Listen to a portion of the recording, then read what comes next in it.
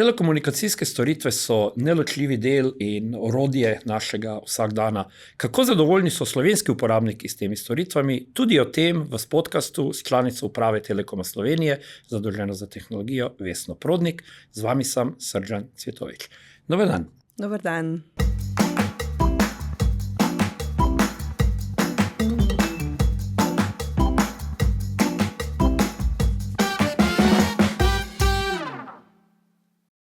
Telekomunikacijski trg v Sloveniji je zelo konkurenčen, uporabniki imajo veliko izbire, v Telekomu Sloveniji ste pa vendarle prepričani, da ste drugačen operater. Zakaj?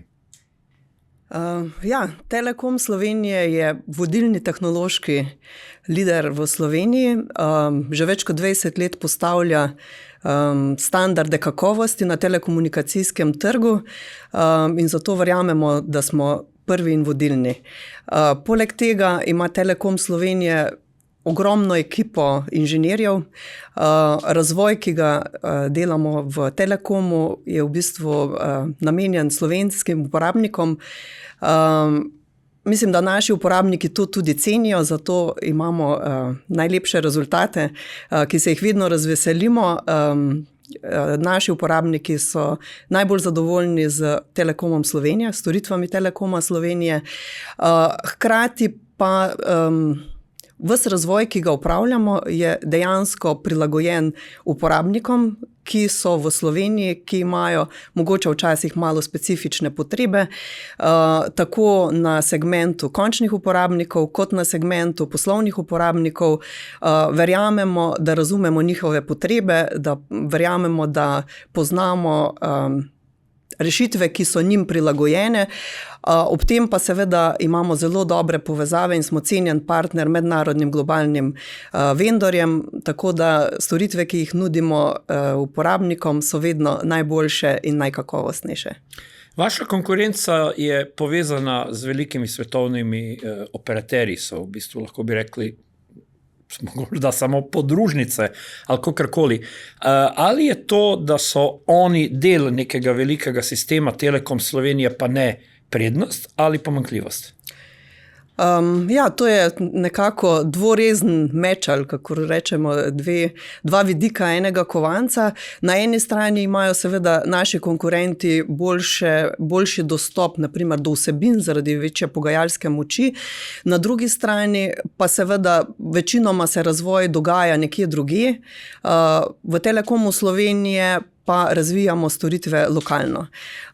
Hkrati pa imamo z vsemi ponudniki tehnoloških rešitev, dosegamo visoke partnerske standarde, tako da imajo naši uporabniki dostop do vseh tehnologij kot ostali, mogoče včasih celo prej.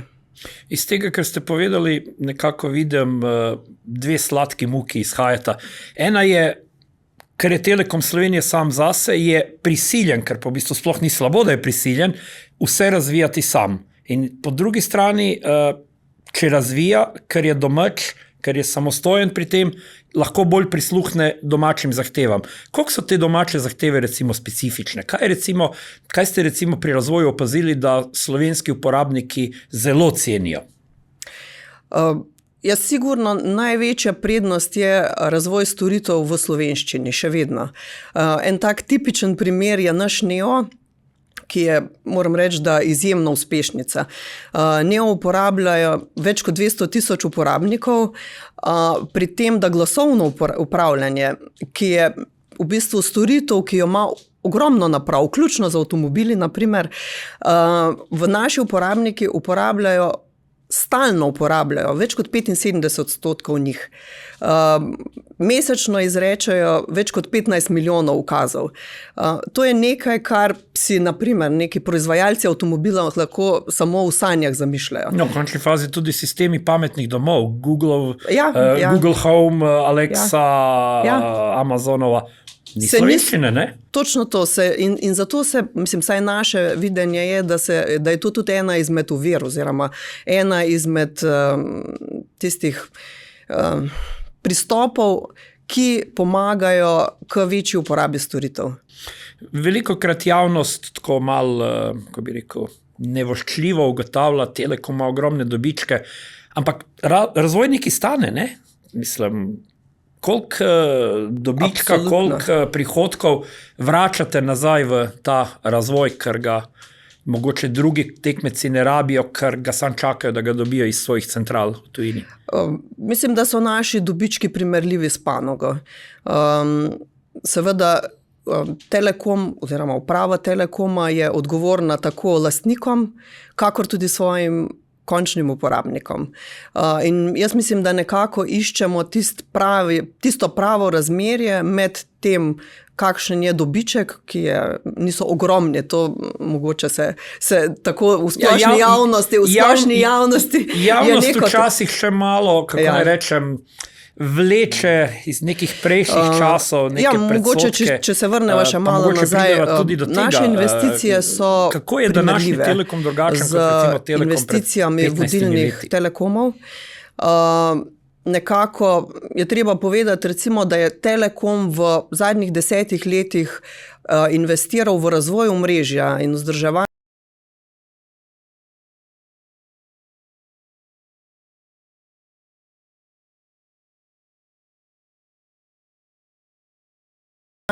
skoraj 700 milijonov. Mislim, to so velike številke, ampak samo s tem, da investiramo, lahko držimo korak z ostalimi globalnimi operaterji in nudimo primerljive storitve, seveda specifiko prilagajanja lokalnih storitev lokalnim potrebam. Drugače pa Telekom je v eni taki konstantni fazi evolucijskega razvoja. Ne delamo revolucij, smo pa vedno v korak s časom, mnogokrat tudi v koraku pred časom. Jaz verjamem oziroma spremljam in sem del tega trga že več kot 20 let in absolutno še od časov Mobitela naprej je Telekom vodilni v smislu inovativnih rešitev, v smislu kakovosti storitev in kot tak posledično lahko rečemo, da sili tudi konkurenco, da storitve, ki jih nudijo v Sloveniji, so primerljive kakovosti kot naše. Ker vemo po Evropi, če gremo ali pa izven Evrope, storitve, naprimer mobilne telefonije, niso povsod enake. V Sloveniji pa pričakujemo dejansko, da bo v vsaki ulici, v vsaki gorski vasici oziroma na vsaki planjavi signal in skoraj da je, kar pa v tujini ni povsod nekaj običajnega. No, kdor ne verjame, naj se zapele po glavni in edini avtocesti med Salzburgom in Münchnom v razviti Nemčiji, pa bo malo videl, na koliko krajih bo brez črtic. Kot sem rekel, mogoče samo komentar, da nekako vedno in povsod iščemo to ravnotežje. Med racionalnimi investicijami seveda ne razmetavamo denarja, ker smo borzna družba in imamo pričakovane donose, ampak s tem, kolikor imamo denarja na voljo, dejansko upravljamo maksimalno skrbno, investiramo v najnovejše tehnologije z skrbnostjo in premišljeno. Koliko zaposlenih na Telekomu v Sloveniji so razvojniki, ali pa kolikšen delež? V tehnologiji imamo več kot 1000 zaposlenih, se pravi, lahko rečemo, da imamo 1000 inženirjev. No, to pa je verjetno ena posebnost. Verjetno konkurenčni operaterji nimajo. Ne samo, da je posebnost, mislim, da je to tudi številka, ki je že v globalnem smislu kar zavidljiva. Seveda, če odštejemo multinacionalke, ampak za operaterje sigurno na število uporabnikov je to precej velika vojska, bi rekla. Spomnimo se, zdaj že več kot četrt stoletja, Slovenija v bistvu bila ena izmed zadnjih držav, ali pa med zadnjimi, ki je dobila GSM, je bil takrat nekaj povsem novega. In čeprav je takrat marsikdo imel marsikaj zapovedati, takrat je bil še ločen Mobitel, je v bistvu ta Mobitel to pripeljal v Slovenijo in že takrat so nastajale neke storitve, ki so jih poznali samo v Sloveniji, ali so pa bile recimo prilagojene slovenskemu trgu. In zdaj recimo, ko pogledamo malo nazaj, mogoče čez eno širše obdobje, Neo ste omenili kot morda celo največji ponos Telekoma Slovenije, ampak zagotovo so še kakšne storitve, za katere lahko rečemo, da jih Telekom ponuja edini ali pa da so prilagojene slovenskemu trgu. Kaj bi recimo tako posebej izpostavili? Kot sem že prej omenila, dejansko določene stvaritve, ki so se uvajale v Telekomu Slovenije, pač v skupini Telekom Slovenije, so bile mogoče pred časom. Mogoče precej pred časom. Naprimer, če se spomnimo mobilnega plačevanja, ko ga je uvedel Mobitel, praktično to ni bilo nekaj, kar bi bilo splošno uporabljeno v svetu. Danes je to nekaj, kar vsi uporabljamo. Pa še mnogo takih storitev, ki so bile dejansko pred časom, nekatere so bile toliko pred časom, da v bistvu kot take niso zaživele. Ena, kar mene fascinira, ne? Recimo mi, ki smo imeli pravzaprav takrat tega še nihče ni razumel, ker smo imeli potrjevanje identitete z SMS poročilom in takrat je marsikdo rekel, to je nepotrebno in tako naprej. Pa 10-15 let pozneje to naenkrat postala ključna beseda dvofaktorska autentikacija. Točno Mobitel, to. še preden je bil del Telekoma Slovenije, je imel tisto, kar se danes močno trži kot pomemben element varnosti, dvofaktorska autentikacija. Absolutno. Pa naprimer, ne vem, video preko mobilnega telefona. Takrat je bila to eksotika, pa vsi so rekli, joj, to se ne bo uporabljalo. Danes vemo vse videoklici, OTT ponudnikov, to je nekaj običajnega. Dejansko je mogoče tukaj en tak razmislek oziroma en tak poudarek na tem, da je zelo pomembno, kdaj storitve daš na trg. Tudi če so prehitro, pa niso zrele, je lahko težava. Trg jih ne sprejme, ne razume. Točno to, ker jih ne razume, točno to. In zato dejansko tudi pri nas ne samo, da imamo res številčno ekipo razvojnikov, inženirjev, imamo tudi razvoj poslovanja, ki se dejansko poglablja v potrebe uporabnikov. In zato poskušamo dejansko storitve, ki jih razvijamo tiste, ki jih trg oziroma uporabniki potrebujejo. Naprimer, e-oskrba je ena izmed takih storitev, na katere smo prav tako ponosni. Vemo, da se populacija stara in ta naša storitev pomaga, da so lahko starejši ljudje dalj časa doma, da ostajajo neodvisni. In to so storitve, na katere smo ponosni. Da niso vezani na zunanjo oskrbo, na domove, absolutno. Da se kakovost življenja poveča. No, ko ste ravno omenila e-oskrbo, to so prepoznale tudi občine in marsikatera občina zdaj pravzaprav sodeluje, da to storitev še bolje približa ljudem, ki jo potrebujejo. Ja, absolutno, zato ker dejansko trend je, da ljudje starejši ostajajo čim dalj doma. Da ostajajo čim dalj neodvisni, hkrati pa da imajo tisti... Tam se tudi najbolje počutijo. Najbolje počutijo, navajeni so in hkrati pa imajo bližnji možnost, da jih imajo vse skozi, so v kontaktu, če se karkoli zgodi, se takoj pokliče pomoč. Tako da to je res ena storitev, ki je tudi eden izmed naših ponosov. Pred časom smo večkrat poročali, da so celo delegacije iz drugih držav prihajale, so želele pogledati, kako je ta e-oskrba pri nas urejena. Ali lahko rečemo, da je mogoče neka druga država prevzela, se kaj naučila, bodi si na primeru e-oskrbe ali na kakšne druge storitve, ki jo je Telekom samostojno razvil? Absolutno. Mi imamo večkrat obiske s strani drugih držav oziroma operaterjev z drugih držav, kjer jim predstavljamo svoje rešitve, storitve. To je nekaj, kar lahko povemo, kar lahko pokažemo.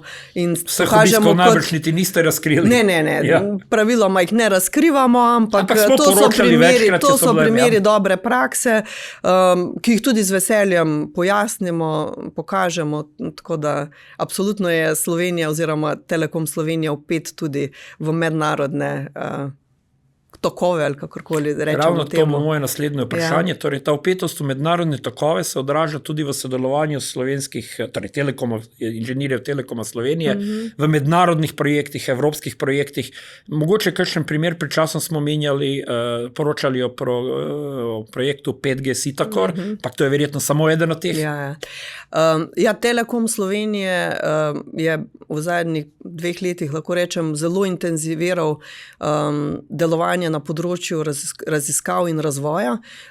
Vse skozi, moramo reči, je sodeloval v teh projektih, zdaj dajemo pa še večji poudarek na tem, ne bomo razkrivali podrobnosti, ampak naši razvojniki že sodelujejo tudi v projektu, kjer se ukvarjajo s 6G-jem, čeprav vemo, da je to še kako že eksotika v nastajanju, ampak seveda imamo tudi druge projekte, osredotočamo se predvsem na varnost, kritično infrastrukturo, kvantne komunikacije in podobne tehnologije, edge computing, na tehnologije, ki prihajajo, in prav sodelovanje v teh mednarodnih razvojnih projektih omogoča našim inženirjem, da so vse skozi v toku z inovacijami, da jih razumejo, da jih tudi lažje planirajo implementacijo v naše omrežje in seveda v naše storitve za končne uporabnike.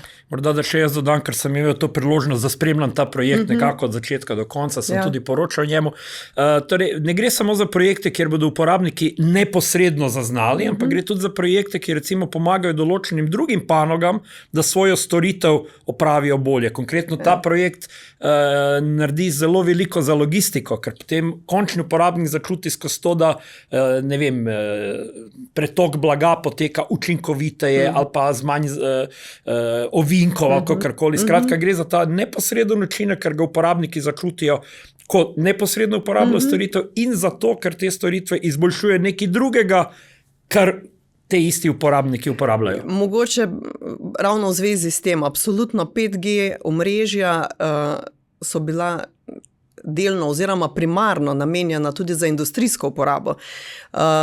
Večinoma vedno govorimo o končnih uporabnikih, takšnem kot ste vi, kot sem jaz, gospodinjstva, ampak zelo pomemben segment, s katerim se ukvarja tudi Telekom Slovenije in nudi storitve, je naša industrija, naše poslovne stranke, in ravno 5G omrežja so tista, ki bodo bistveno prispevala in k dvigu produktivnosti, večji zanesljivosti, večji varnosti, in vsi ti projekti raziskovalni bodo implementirani v prakso.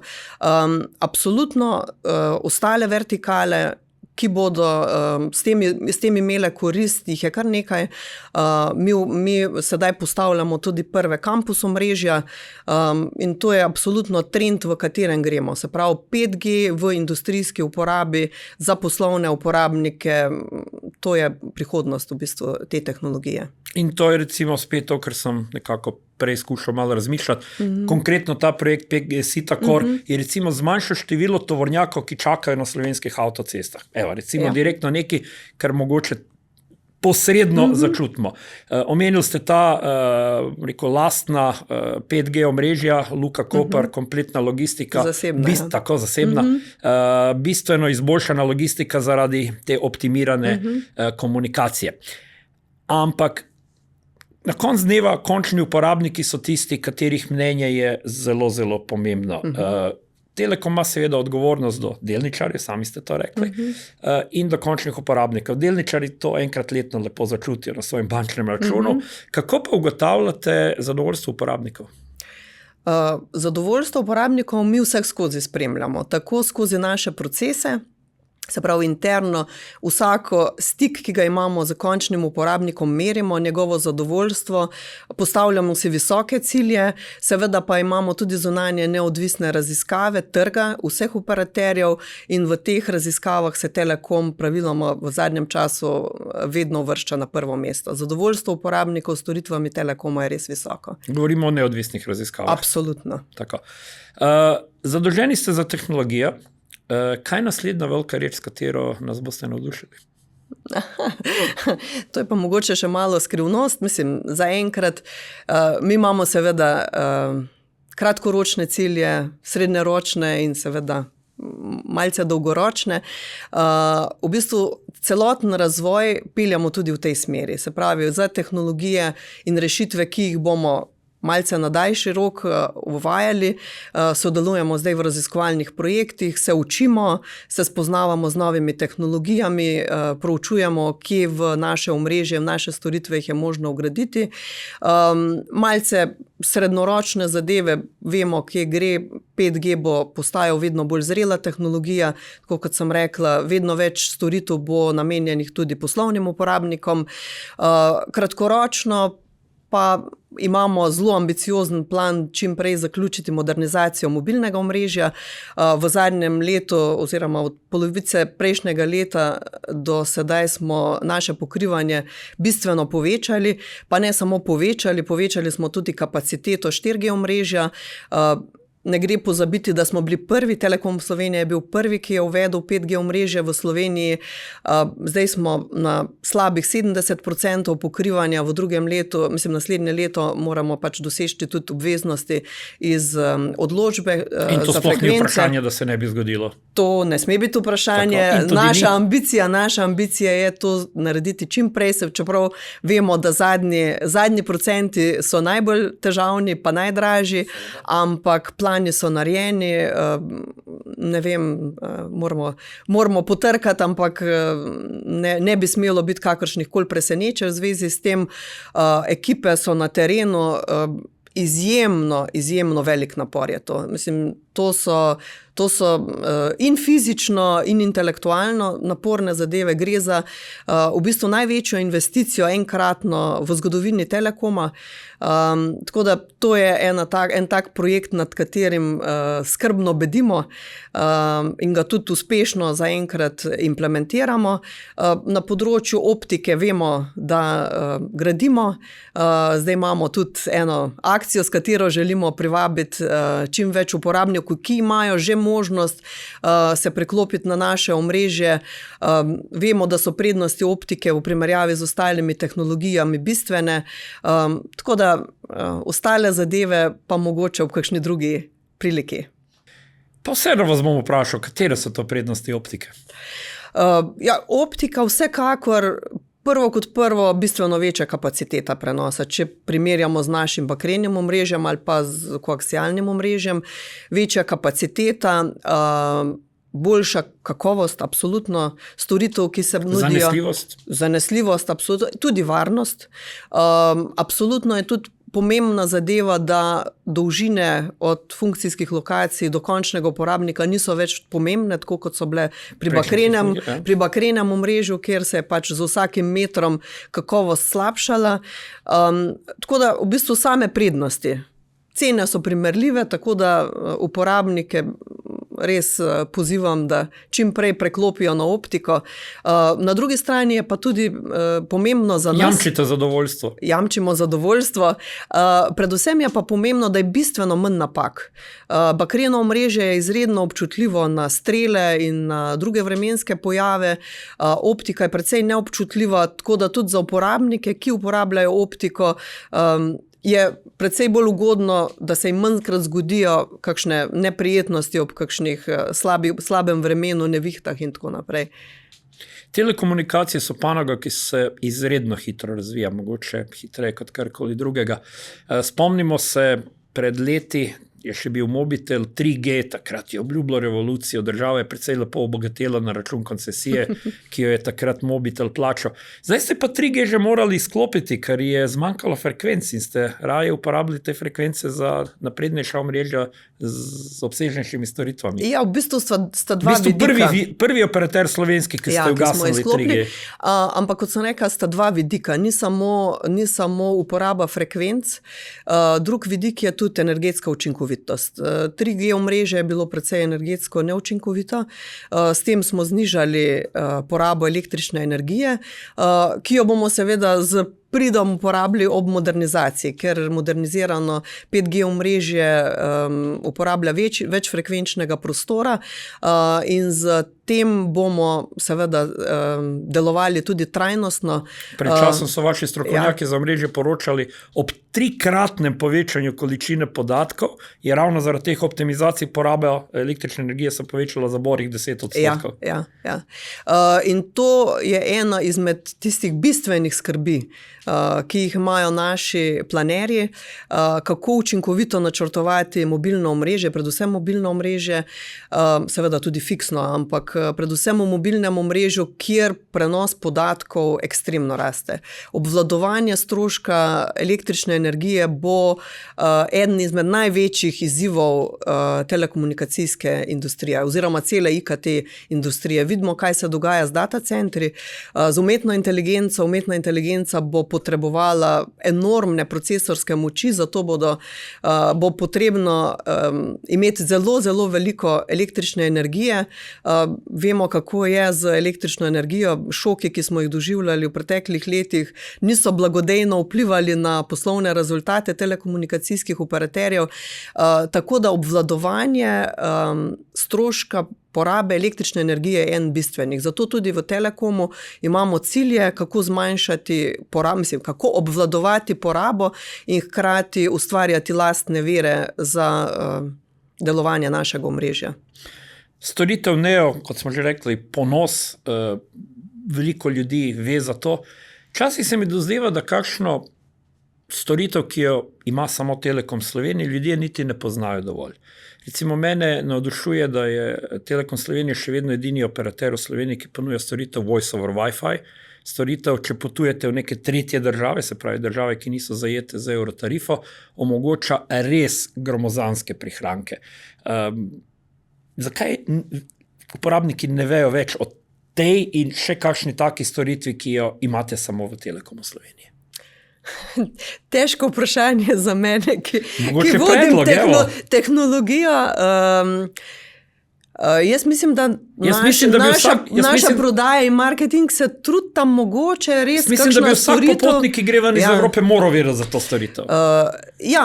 Mogoče je problem, ampak to je bolj videnje strani končnega uporabnika, kakor pa z strani nekoga, ki je strokovnjak za prodajo in marketing, je, da nekako imamo občutek, da vsi uporabljajo različne aplikacije. Ampak potrebno se je zavedati, da klici, ki gredo preko mobilnega omrežja, tudi klic, kot ste ga omenili, preko Wi-Fi omrežja najprej in potem skozi naše omrežje, zagotavlja kakovost. Pri aplikacijah, ki nudijo govorne klice, je seveda to best effort, ali pa najbolje, kar je. Če je, če ni. Pri naših storitvah pa ga zagotavljamo kakovost. In hvala za predlog, namig, bom absolutno prenesla kolegom iz marketinga in prodaje. Mogoče je še več takšnih storitev, ki bi mogoče bilo dobro, da jih še več E-oskrba recimo gre prek Zveze društev upokojencev, kar je seveda v redu, ker oni imajo dostop do tistih ciljnih uporabnikov. Ampak zagotovo bi se dalo še kaj, da se približa. Uporabniki morda še ne vedo, ne? Ker so to dejansko storitve, ki jih ima samo Telekom Slovenije. Ja, se strinjam. Še ena zadeva, omenili ste trajnost, ampak trajnost je, ali pa eni rečejo trajnostnost. To bomo jezikoslovcem prepustila. Ne?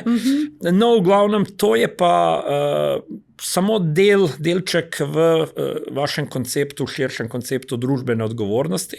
Jaz bi se tukaj zdaj obrnil samo v smer oziroma samo na en delček te družbene odgovornosti, in sicer ob avgustovskih poplavah, ki so bile rušilne.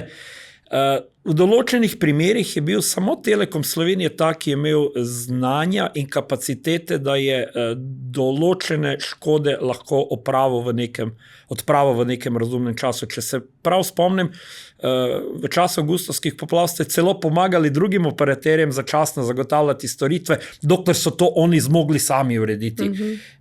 Je še kakšna taka izkušnja družbeno odgovorna, ki bi jo radi izpostavili? Ja, mogoče, če samo pokomentiram lanske avgustovske poplave, ne, da smo v razumnem času odpravili nedelovanje oziroma ponovno vzpostavili delovanje. Mislim, da smo v rekordnem času. Tudi o tem smo poročali, celo z vašimi strokovnjaki smo bili na terenu. To je ena taka zanimiva specifika Telekoma. To, kar opažam, je izredna pripadnost in družbena odgovornost vseh zaposlenih.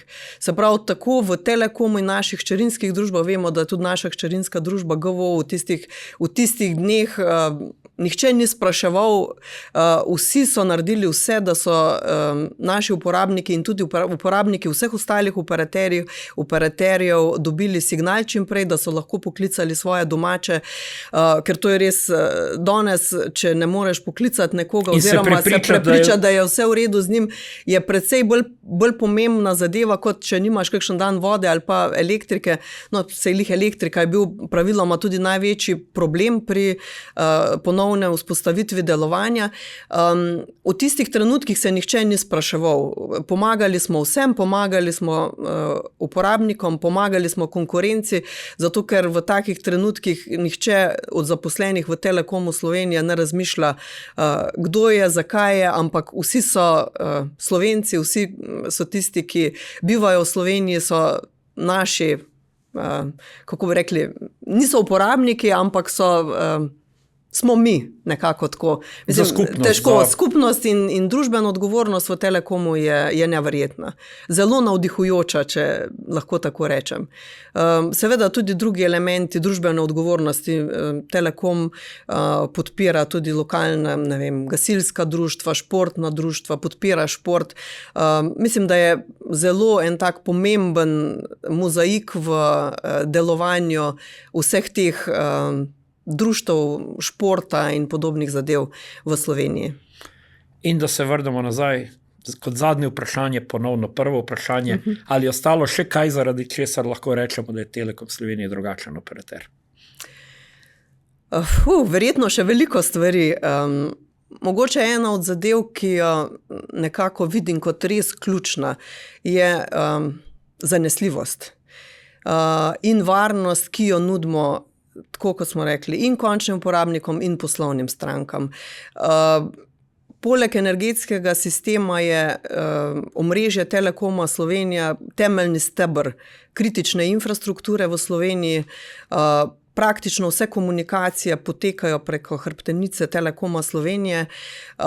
Imamo kritično maso, kot smo rekli, strokovnjakov, ki lahko v najbolj kritičnih razmerah rešujejo situacijo, ki lahko sestavijo rešitve prilagojene strankam vedno.